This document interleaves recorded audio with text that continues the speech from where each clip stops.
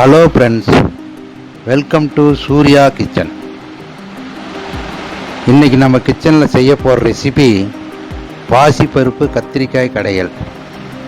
இந்த ரெசிபி செய்ய தேவையான பொருட்கள் என்னன்னு பார்ப்போம்.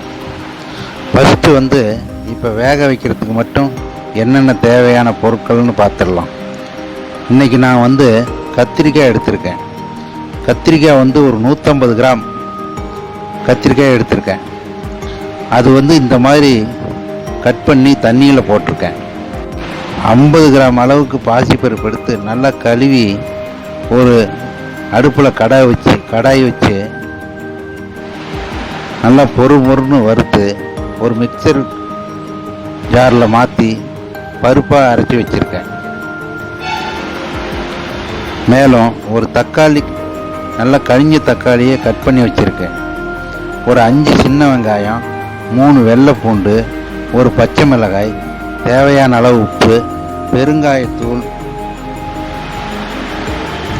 ஜீரகம், மஞ்சத்தூள், தேங்காய் எண்ணெய், அவ்வளவுதாங்க. இப்போ பாசிப்பருப்பு கத்திரிக்காய் கடையல் வேக வைக்கிறதுக்கு மட்டும் தேவையான பொருட்கள் இவ்வளவுதாங்க. இப்போ இந்த மாதிரி சின்ன குக்கரை ஒன்று எடுத்துக்கிறேன். அதில் கழுவி வறுத்து அரைச்சி வச்ச பாசிப்பருப்பை ஆட் பண்ணியிருக்கேன். இப்போ இதில் கத்திரிக்காய் ஆட் பண்ணியிருக்கேன். பச்சை மிளகாய், சின்ன வெங்காயம், வெள்ளை பூண்டு, அது கூட தக்காளி, அரை டீஸ்பூன் அளவுக்கு சீரகம், அரை டீஸ்பூன் அளவுக்கு மஞ்சத்தூள், பெருங்காயத்தூள், உப்பு. இப்போ இது எல்லாம் வேகிறதுக்கு அளவாக தண்ணி சேர்த்துக்கிறேன். இப்போ இதை எல்லாத்தையும் சேர்த்துட்டு நல்லா இந்த மாதிரி கலந்து விட்டுட்டேன். இப்போ தேங்காய் எண்ணெய் ஆட் பண்ணிட்டேன். இப்போ இந்த குக்கர் மூடி போட்டு அடுப்பில் வச்சு 4 விசில் விட்டு ஸ்டீம் எல்லாம் ரிலீஸ் ஆன அப்புறம் எடுத்து பார்க்கலாம். நல்லா 4 விசில் விட்டு ஸ்டீம் எல்லாம் ரிலீஸ் ஆனதுக்கப்புறம் ஓப்பன் பண்ணி வச்சுருக்கேன். இந்த மாதிரி மற்ற வச்சு நல்லா இந்த மாதிரி கடைஞ்சி விட்டுட்டேன். கொஞ்சமாக மற்ற அலாசிட்டு தண்ணீர் ஆட் பண்ணிட்டேன். இப்போ பாசிப்பருப்பு கத்திரிக்காய் கடைகளுக்கு ஃபஸ்ட்டு அதை வேக வைக்கிறதுக்கு என்னென்ன பொருட்கள்னு பார்த்து வேக வச்சாச்சு. இப்போ அடுத்து தாளிக்கிறதுக்கு ஒரு பெரிய வெங்காயம் கட் பண்ணி வச்சுருக்கேன். காஞ்ச மிளகாய், கறிவேப்பிலை, அரை ஸ்பூன் சாம்பார் தூள், சோம்பு, கடுகு, உளுத்தம்பருப்பு, அவ்வளோதாங்க தாளிக்கிறதுக்கு தேவையான பொருட்கள். இப்போ பாசிப்பருப்பு கத்திரிக்காய் கடையல் தாளிப்பு செஞ்சிடலாங்க.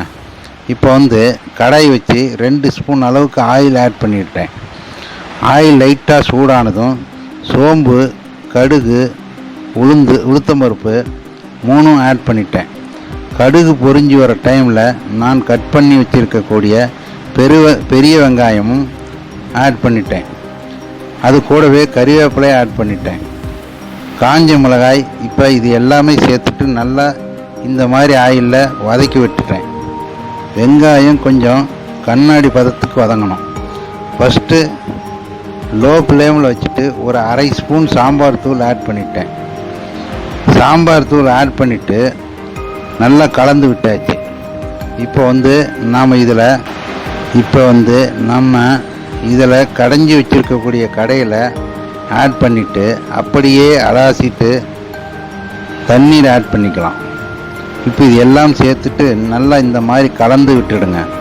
இப்போ கடைகளுக்கு தேவையான அளவு உப்பு ஆட் பண்ணிக்கலாங்க. உப்பு ஆட் பண்ணிவிட்டு நல்லா இந்த மாதிரி கலந்து விட்டுடலாம். இப்போ நல்லா ஒரு கொதி வரட்டும்.